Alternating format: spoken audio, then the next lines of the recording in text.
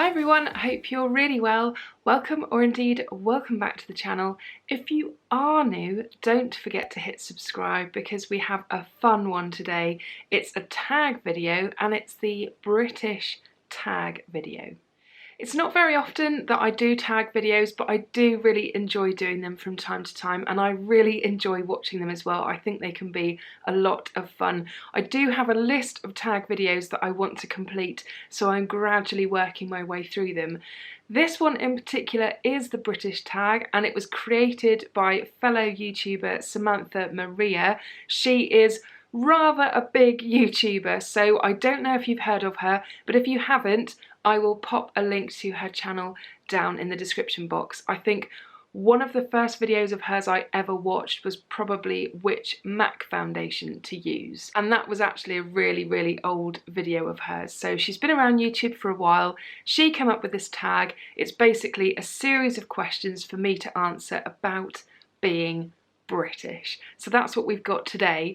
There was a rule for this tag though, in so much as I can't just sit here and answer questions. I also had to have a good old cup of tea with me as well. And of course, being British, I'm going to follow the rules, because if you don't, that's just not cricket.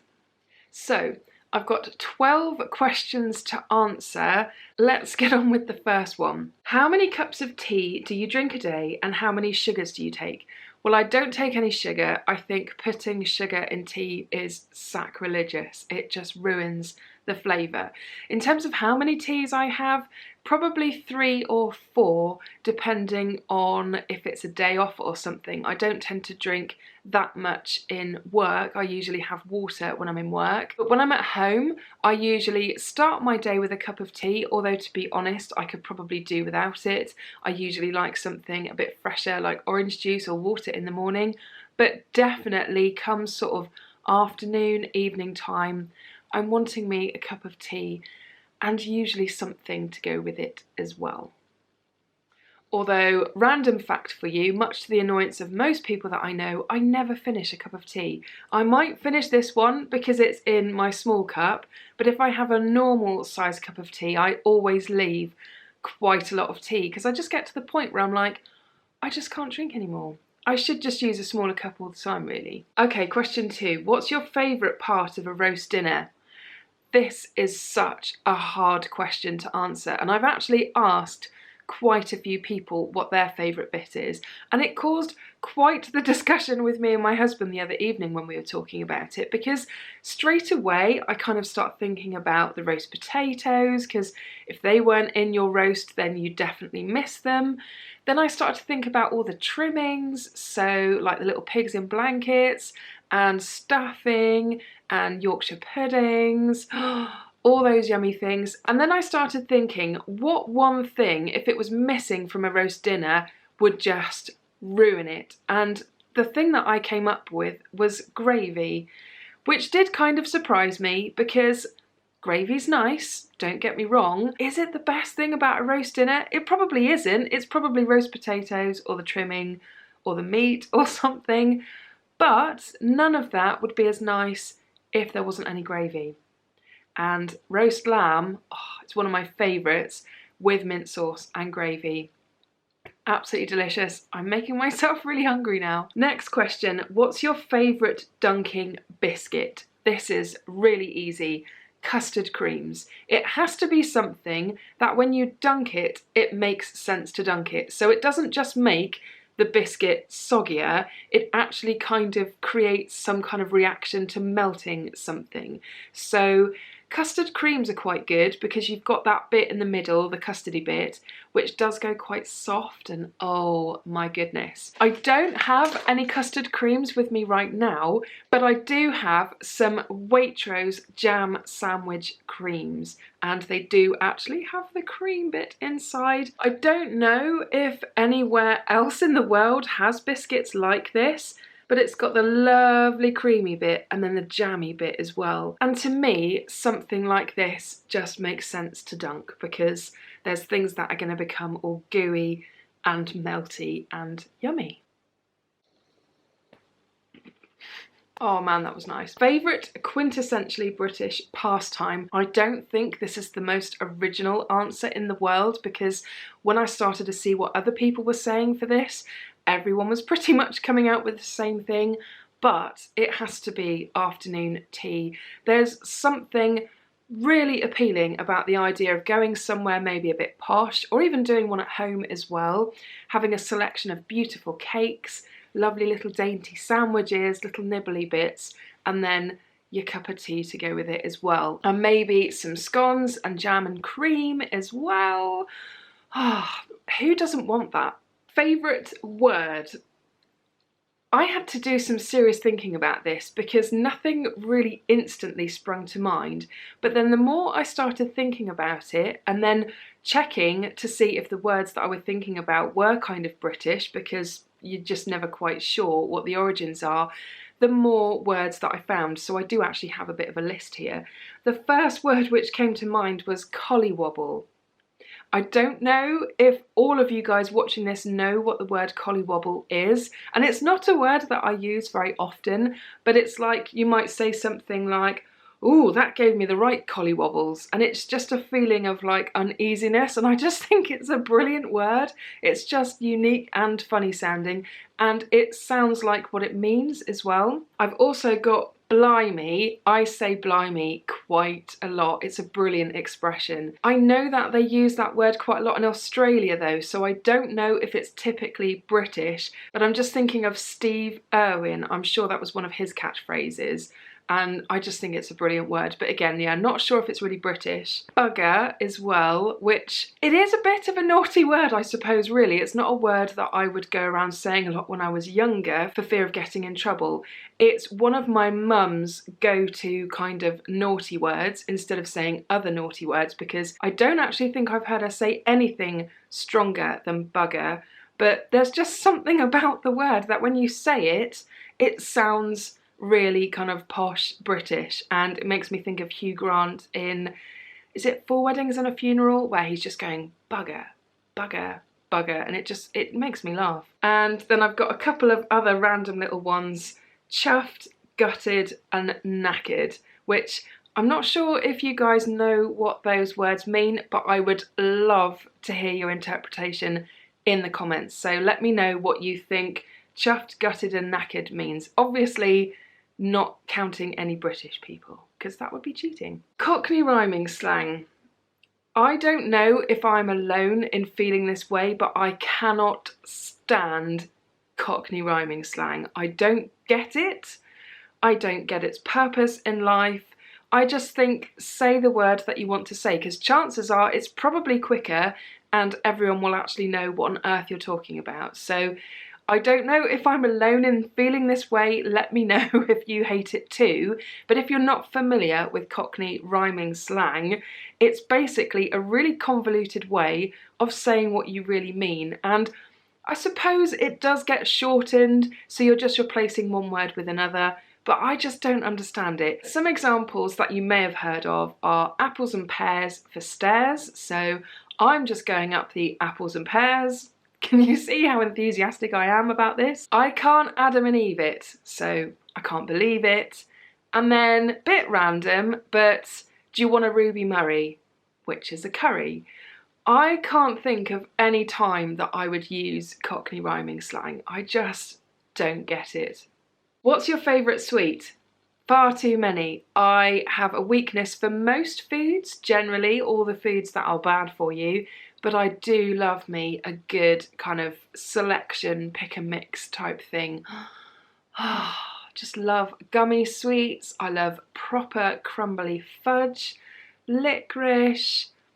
Just, there are too many things, that's the problem. And you think that it's a great idea to sit down and eat it, and then you eat it and you feel sick and you regret it, and you think, why did I just do that to myself? But then it starts all over again and you want it all again. So far too many. What would my pub be called? I must admit I've given this question far too much thought. Out of all of the questions that are on this, this is the one I have thought about the most. I definitely like something that's kind of mythical because I am really into kind of sci-fi and fantasy stuff. I just love some of the names that you see in kind of the fantasy world. So for example, the Prancing Pony from Lord of the Rings, or the Three Broomsticks, or the Leaky Cauldron from Harry Potter. I think those names are awesome. So it would probably be something along the lines of the Dragon's Den, or the Dragon's Keep, or the Upset Unicorn. I don't know, just something a little bit quirky, a little bit kind of fantasy-ish. Although I did consider going down the nautical route as well, because I'd quite like the idea of having a pub near the sea.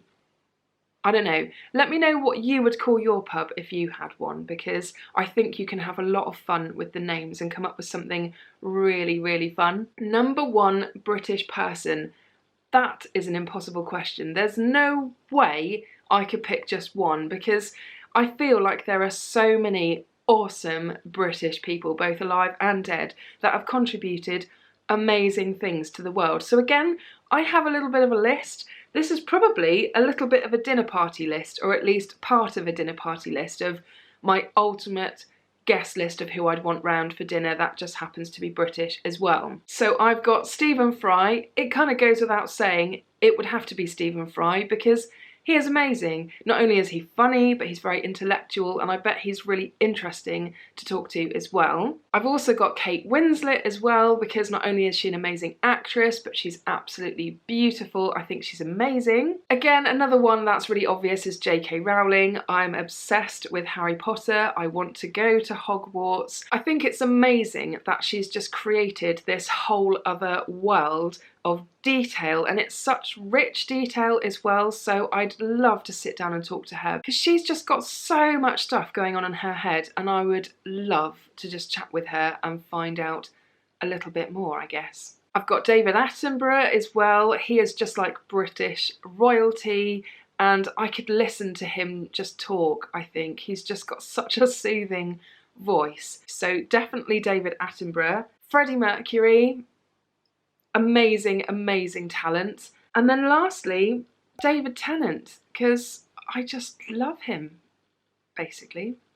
What's my favourite shop or restaurant? Okay, so the shops part was really easy to answer. I really love Lush. I absolutely love their ethos. I love the look of their shops. I love the products they create, even though they are rather expensive, but I really love Lush. I also really love Fat Face as well. Probably most of the clothes that I wear, or at least something that I wear on a daily basis, is from Fat Face. I don't really love the name, but I love the clothes. I could go in there and just easily buy everything, I think, and I know that I would love all of it. In terms of restaurants, that's quite hard because we don't really go out and eat very often, and if we do, chances are it's probably not anywhere British.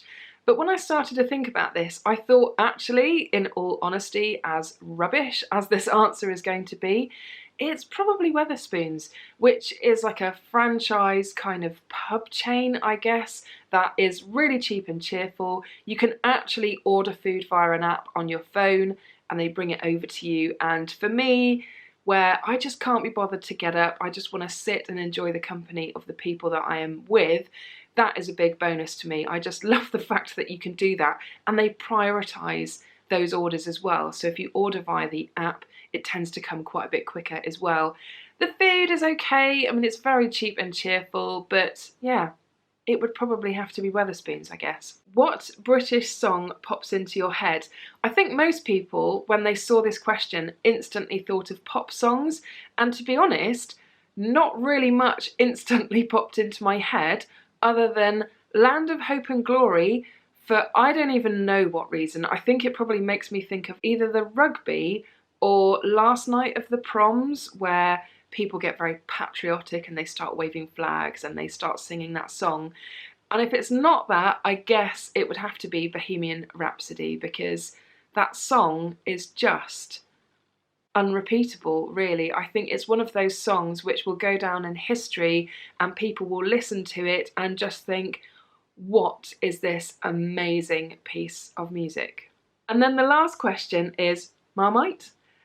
Occasionally. I used to really love it when I was younger. My granddad, when he had no taste buds, used to plaster it on really thick, and it's very salty. You don't need very much. So I do have it occasionally. I don't find myself kind of craving it as much as I used to, but I do like it in quite a specific way. So I like it on white toast, and that is about it. Or maybe sometimes, maybe a bit of white French stick or something, I don't know. But if you don't know what I'm talking about, it's a little bit like Vegemite, I suppose. And when our friends from America came over to visit us a very long time ago when I was quite young, the dad said to the daughter, "Oh my God, you've got to come here and see this stuff. It looks like axle grease." And that has just stuck in my head. Maybe that's why I don't eat it so much anymore. But it's very salty, very savoury flavour spread, which, as the ad goes, you either love it or you hate it. And that's it. And I have actually pretty much finished that cup of tea, so that is pretty good going for me, although I did say that it was a small cup, and I was probably quite likely to. I really hope that you enjoyed this video. If you did, I would really appreciate a thumbs up down below, because it does really help support my channel. And if you are new and would like to subscribe to see more content like this from me in the future, I will pop a button just here so you can click it and get notified of new content as and when it gets uploaded. And if you've not seen my last video, I will pop a link to that one just up here so you can click it and check that one out too. And don't forget to let me know in the comments what your answers would be to these questions, because I would absolutely love to know. Anyway, I hope you're all really well, and I will see you again soon. Bye!